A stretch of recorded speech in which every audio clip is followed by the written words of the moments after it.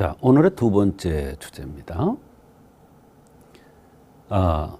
화산 폭발하는 듯한 분노 조절 장애입니다. 분노 조절이 잘 안 되는데 화산이 폭발하는 것 같아요. 얼마나 그 증상이 심하면. 그래서 제목을 화산 폭발하는 듯한 분노 조절 장애, 이렇게 오늘 제목을 정했습니다.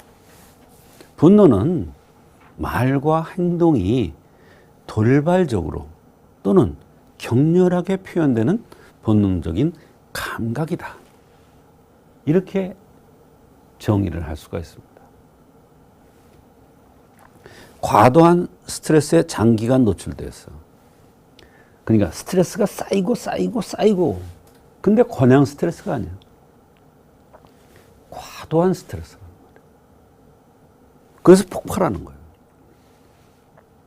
가슴 속에 화가 과도하게 쌓여있다가 폭발하는 거예요. 감정을 자극하는 그런 상황이 발생되면 그냥 화가 분출되면서 폭발하는 거예요. 이게 분노 조절장애. 이게 아무나 나타나는 게 아닙니다. 평소에 보면요, 부드러운 사람이요, 화를 내는 것 같은데 금방 괜찮아져요. 근데 이 분노 조절 장애가 오는 사람은요, 사실은 그 근본이 잘 변하지 않습니다. 그러나 분명한 것은 한의학적으로 정확하게 한약을 투여하거나 침치를 하거나 그러면 분명히 너무 과하게 폭발적으로 이렇게 했던 사람들이 순한 양이 되는 경우를 너무 많이 봤어요. 순하게 돼요. 순한 양이 돼요. 그래서 좀 다른 사람보다는 좀 예민하게 이렇게 보이지만 그래도 많이 순화되는 이런 경우를 많이 봤습니다.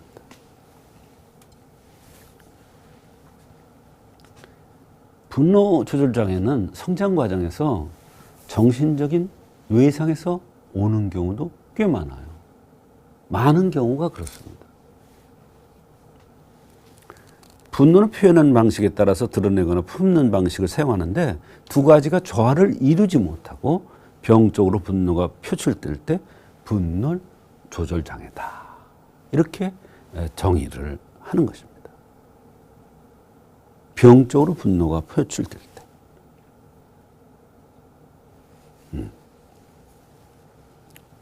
참 큰 병이죠, 이거. 정말 큰 병이에요. 그럼 분노 조절 장애가 어떠한 사람들한테 잘 나타나는가 알아보겠습니다. 우선 돌출형으로 생긴 사람입니다. 돌출형이 어떤 사람이냐면 되게 이렇게 펑퍼짐하게 생긴 사람보다도 이렇게 좁으면서, 측면이 좁으면서 코가 오똑하고 눈도 살짝 나왔고 이마도 돌출됐고 이런 사람, 이걸 돌출형이라고 합니다. 그러니까 그려보면 이렇게 생겼죠. 이렇게 펑퍼짐하게 이렇게 생긴 사람보다도 이렇게 생긴 사람이 많아요. 근데 이렇게 생긴 사람 중에는 두상이 큰 사람이 또 저렇게 나타날 수가 있고, 두상이 큰 사람 중에서도 얼굴이 이렇게 각이 진 사람이 이런 현상이 나타나는 경우가 있어요. 근데 제일 많은 거는 이렇게 갸름하면서 코가 오똑하고 이렇게 이마도 나왔고 이런 사람의 경우가 많아요. 그런데 면적자라고 그랬어요. 면적자. 얼굴이 붉은 사람이라는 거예요.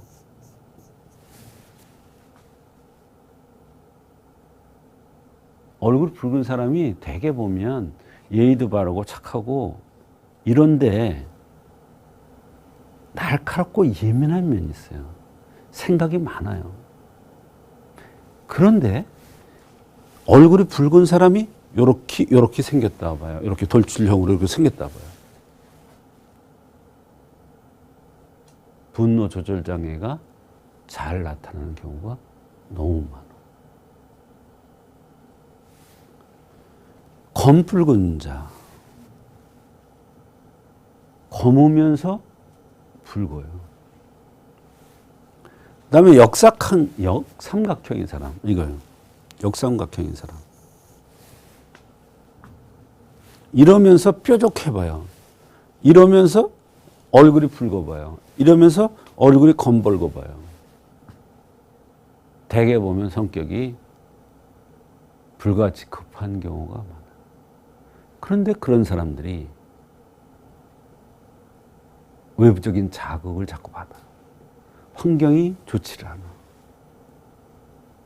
이러면 쌓여서 있다가 표출되면서 폭발하는 거야. 어느 순간. 무섭죠. 그러나 이것이 생긴 대로 병연다는 차원에서 그 원인을 정확하게 한의학적으로 찾아내면 눌러주는 이러한 치료를 하는 것이 아니라 화를 표출해주는, 화를 풀어주는 이런 작용을 하는 약을 쓰거나 치료를 해서 한의학적으로 치료를 되는 거예요. 순환약을 만드는 거예요. 얼굴이 붉은 사람 또는 돌출형들이 급하지만 또 이런 면도 있어요. 착하고 예의 바르고 틀림없고 깨끗한 면도 있어요. 더럽고 정말 나쁜 면도 있지만 이런 좋은 면도 있단 말이에요. 그러니까 이런 좋은 면을 나타나도록 해주는 거죠. 한의학적으로. 참 희한해요. 한의학적인 치료가. 분노 조절 장애의 다른 원인으로서는 담이 가슴에 뭉쳐서 오는 경우도 있고, 심열이 쌓여서 오는 경우도 있고, 심열이라는 것은 얼굴이 붉은 사람이에요.